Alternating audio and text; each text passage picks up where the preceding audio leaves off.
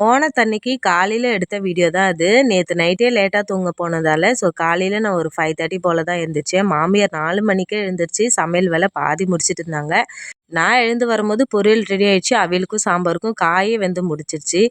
அவங்க பார்த்திங்கன்னா மாமியார் சாம்பாருக்கு மட்டும் தேங்காய் வறுத்து கொடுத்துட்டு அதுக்கப்புறம் தேங்காய் இன்னும் கொஞ்சம் அதிகமாக துருவி கொடுக்க சொன்னாங்க. அதையும் துருவி கொடுத்துட்டு நான் குளிக்க போயிட்டேன்.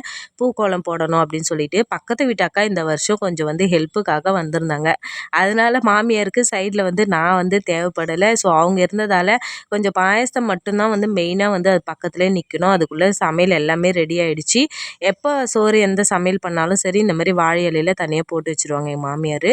2 ரவுண்டே பார்த்திங்கன்னா குட்டீஸ் தான் உட்காந்து சாப்பிட்டாங்க. அதுக்கப்புறம் 4வது ரவுண்டு தான் லேடிஸ் எல்லாருமே உட்காந்து சாப்பிட்டாங்க. சோறே பத்தலை. திரும்பவும் குக்கரில் வச்சு ரெடி பண்ணி அதுக்கப்புறம் தான் பார்த்திங்கன்னா நாங்கள் 3 பேரும் உட்காந்து சாப்பிட்டோம். அவ்வளோதான். இந்த வீடியோ பிடிச்சிருந்தா லைக் அண்ட் சப்ஸ்கிரைப் பண்ணிக்கோங்க. வீடியோ பார்த்ததற்கு நன்றி.